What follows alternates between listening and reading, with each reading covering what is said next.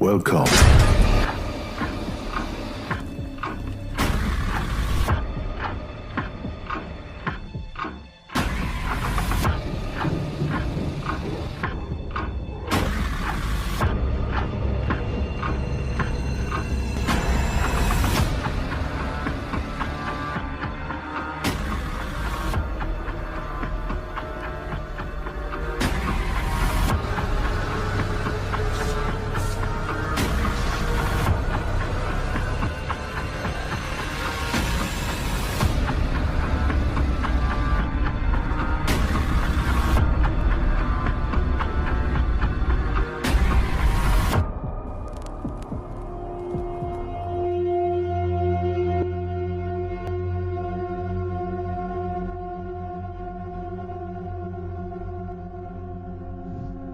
Yadi, seorang supir angkutan umum minibus yang melayani rute kota M ke kota S dan sebaliknya.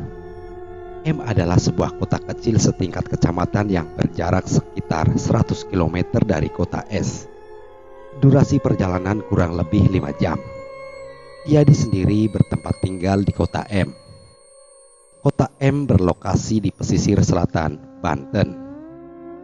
Selepas kota S, maka tempat-tempat yang dilewatinya akan semakin sedikit rumah penduduk. Apalagi semakin ke arah selatan, maka akan melewati perkebunan karet dan hutan-hutan. Dulu sekitar tahun 90-an sampai tahun 2000-an, awal jalan menuju kota M dikenal rute yang sangat rawan. Sering terjadi pembegalan pada malam hari yang mengincar kendaraan yang melintas, terlebih kendaraan berplat nomor di luar provinsi Banten. Di perkebunan karet itu sendiri, tak jarang pada saat hari mulai terang, penduduk setempat menemukan mayat yang tak dikenal. Kabarnya, mayat-mayat itu adalah korban pembunuhan dari tempat lain yang dibuang ke situ. Korban tabrak lari atau korban pembegalan. Saat ini kondisi sudah jauh lebih aman, meskipun perkebunan sawit dan hutan-hutan sekunder masih tetap ada. Namun tetap saja, orang merasa segan jika harus melewati jalan itu di malam hari di atas pukul 9 malam. Karena biar bagaimanapun, melewati kebun dan hutan pada malam hari bagi sebagian besar orang adalah yang menakutkan. Kecuali bagi Yadi, sebagai putra asli daerah yang lahir dan besar di kota M, dia tidak merasa gentar jika harus pulang ke kota M pada malam hari. Seperti pada sore itu, sebagaimana biasa Yadi bersiap melayani penumpang yang hendak menuju ke kota M maupun daerah-daerah lain yang dilewati trayek minibusnya. Minibusnya adalah yang berangkat terakhir di hari itu dari terminal kota S.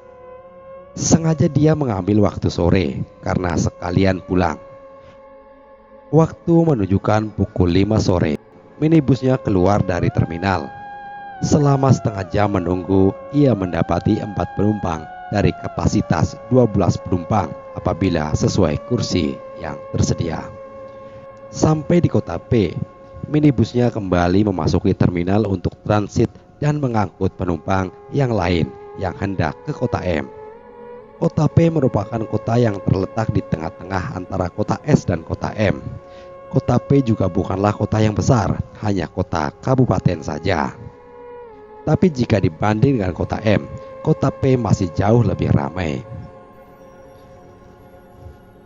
Ayo M, kota M, kota M, kota M, kata Yadi setengah berteriak mempromosikan tujuan minibusnya kepada calon penumpang yang berangkat sore menjelang malam itu hendak menuju ke kota M atau daerah yang dilintasi trayek minibus. Akhirnya 3 orang penumpang tambahan didapati, menjadikan sementara total 7 orang penumpang dalam minibusnya. Yadi melanjutkan perjalanan. Saat itu waktu telah menunjukkan pukul 8:30 malam. Selepas kota P, ternyata 7 penumpang yang didapati semuanya tidak bertujuan ke kota M, satu persatu turun di tengah perjalanan. Sehingga saat minibus Yadi sudah berada di jalan lintas menuju kota M, tinggallah Yadi seorang diri saja. Tapi itu bukanlah masalah baginya, toh ia memang hendak sekalian mau pulang. Minibusnya sampai ke satu daerah perkebunan sawit. Biasanya apabila hari masih terang, di ujung jalan akses menuju perkebunan terdapat ojek-ojek pangkalan yang menunggu penumpang yang hendak ke desa yang letaknya masuk ke dalam dari jalan raya utama. Namun selepas maghrib sudah sepi, tak ada satupun ojek pangkalan yang terlihat. Di tempat itu Yadi melihat seorang perempuan yang sedang berdiri sendiri. Perempuan itu melambaikan tangannya ke minibus Yadi sebagai tanda ia ingin menaiki minibus. Yadi serta-merta menghentikan laju minibusnya. Perempuan itu lalu naik ke kursi bagian depan bersampingan dengan Yadi. "Mau kemana, Neng?" tanya Yadi berbasa-basi membuka percakapan. "Pulang ke kampung SW, Kang," jawab perempuan itu. "Sendirian aja?" lanjut Yadi bertanya. "Iya," balas si penumpang. Yadi melihat perut perempuan itu sedikit besar, sedang mengandung rupanya. "Neng, udah berapa bulan hamilnya?" tanya Yadi. 7 bulan, Kang," jawab si perempuan lagi. "Kok pergi jam segini sendirian aja? Mana lagi hamil? Suami Neng kemana?" "Ada di rumah, Kang," jawab perempuan itu dengan nada datar. Yadi selintas berpikir, mungkin perempuan ini sedang bermasalah dengan suaminya, lalu ia memutuskan pulang sendiri ke rumah orang tuanya. Sepanjang perjalanan, penumpang perempuan itu lebih banyak diam, seolah enggan berbicara. Pertanyaan Yadi hanya dijawab hanya seperlunya saja. Yadi mengajak berbicara penumpangnya itu tidak ada maksud apa-apa, semata-mata hanya untuk memecah kesunyian di perjalanan. Eneng, maaf, Eneng namanya siapa ya?" tanya Yadi. "Mina, Kang," jawab si perempuan. "Kalau kampung SW mah udah searah pulang sama saya." "Saya kan orang M," kata Yadi.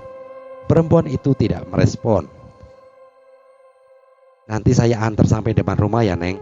Jam segini mah pasti udah gak ada ojek," tambah Yadi. Sampailah minibus itu di daerah SW. Sebagaimana janji Yadi, ia bermaksud hendak mengantar penumpangnya itu sampai di depan rumah.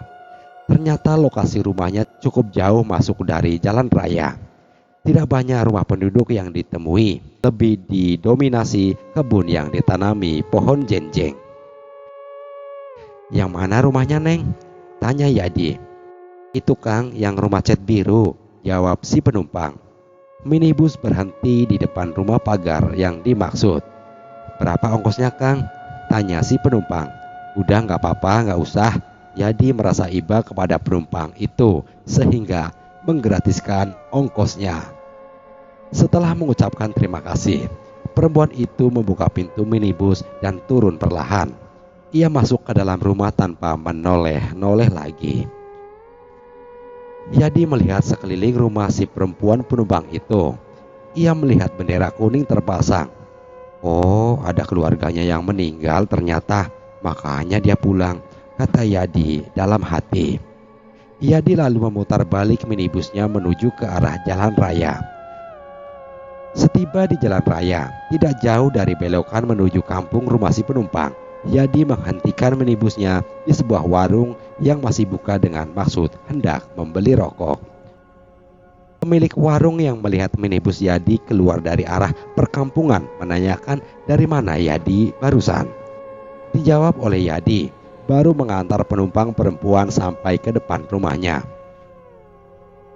"Habis gak tega, Pak, perempuan sendiri udah jam segini, mana lagi hamil lagi," papar Yadi.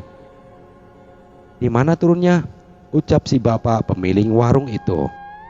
"Itu, Pak, dekat kebun jenjeng yang rumahnya cat biru," terang Yadi. nama si Enengnya Mina katanya, sambungnya. Siapa? Siapa Kang? Mina? Tanya si bapak dengan nada seolah-olah dia kaget dan bingung. Iya, Mina. Kenapa gitu Pak? Tanya Yadi. Nggak salah Kang, orangnya lagi hamil. Tanya si bapak seolah butuh penegasan. Iya kan tadi saya bilang dia lagi hamil. Terang Yadi. Astagfirullah Kang, Neng Mina mah udah meninggal. Ini udah 7 harinya. Barusan habis sholat maghrib orang-orang tahlilan di rumahnya. Terang si bapak. Mendengar paparan si bapak pemilik warung, Yadi terdiam. Wajahnya terlihat pucat dan bibirnya gemetaran, seperti ingin mengucapkan sesuatu, namun tak mampu dikeluarkannya. 7 hari lalu di perkampungan pekerja kebun sawit, seorang perempuan muda dalam kondisi hamil ditemukan meninggal dunia di kamar mandi oleh suaminya. Ia terpleset jatuh dan tidak sempat tertolong.